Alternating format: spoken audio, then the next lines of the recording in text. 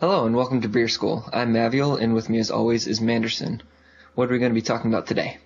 Well, today, Matville, we're going to be going over the IPA, which is a India Pale Ale, not a Indian Pale Ale.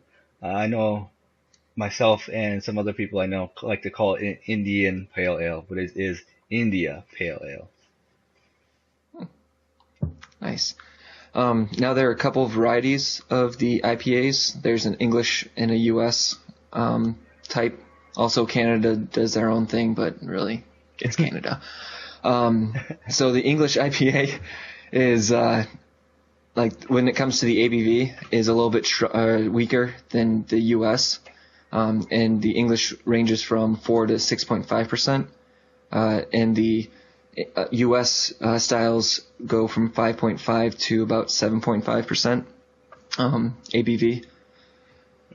And I think that the Imperial or the double IPAs go from 7.5 and up because they're a bit stronger and more on the hoppy flavor. Yep, they're a stronger version. Yep. On top of that, there's also the black IPA, which is debatable whether it's its own style or not, but I'd like to consider it one. It's also my favorite style of IPA.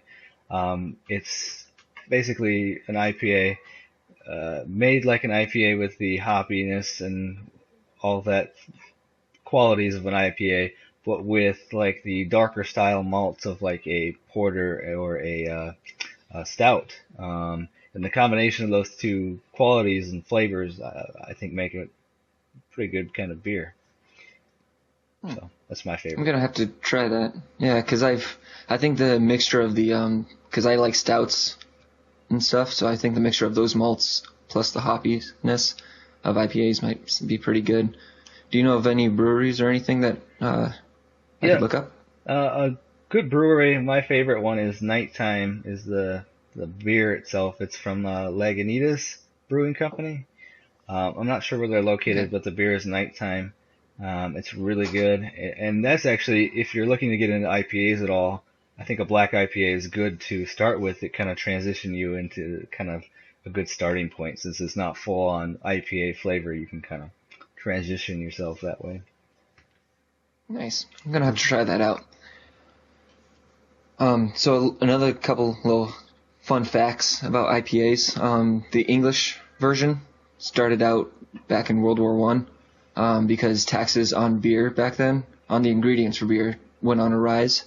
So the breweries and people that made beer challenged that by making their this IPA and lowering the strength of the beer itself, and that's why you get the 4.0 to 5 or 6.5% going on. Yep, and part of the reason why it's called India Pale Ale, on that same note, is that style of beer, when it was made, was really popular with the East India Trading Company and as an export to India, where it was also really popular there. And that's kind of how it got that name, as a fun fact as well. Nice. Also, when it comes to the U.S. IPAs, to do a quick little switch over, there's a difference even in that in our country between the East Coast and the West Coast, because the East Coast breweries that brew some IPAs more focus on the stronger malt presence to sort of challenge the hoppiness, as the West Coast just pretty much focus on the hoppiness and the hops that go into the IPA. Well, that makes sense, being there's a lot of hop fields in the Pacific Northwest, which is really close to the West Coast, which is why it would make sense for those breweries over there to focus on those hops. Isn't the East Coast side kind of use some English hops as well, a little more than maybe the American hops? Yeah, they rely more on the overseas hops for their brews. That is true. But since IPAs are an ale, they use the top fermentation process, which we covered slightly on what that means in another beer episode. I'll put that link down below if you guys are interested in checking that out. And when it comes to color of the IPAs, they're pretty much the same across the board. When it comes to U.S. and the English, they're both range from pale gold all the way to like a reddish amber or deep copper color. So, but when it comes to the imperial IPAs or the double IPAs, that's more of a deep golden to a medium copper. So there's a slight variation of that. Nice. That's cool. I didn't realize they arranged that much in color. I never thought about that before. So cool. Nice. Yep. Do you have any other little tidbits on IPAs?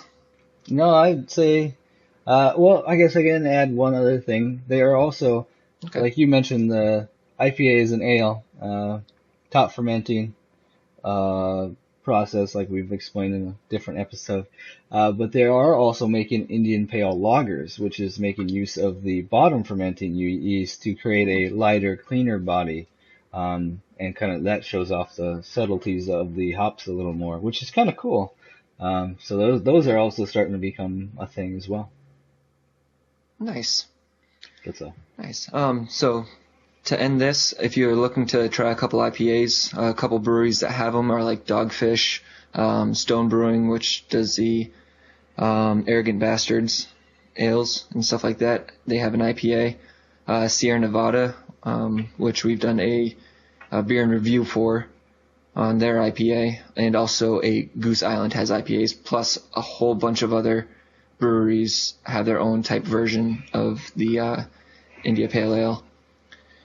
So on that note, thank you guys for watching, and let us know what your favorite pale ale is in the comments down below. If we didn't mention a brewery that you liked, or one of the four that I mentioned is your favorite, let us know. We would like to get some feedback on that.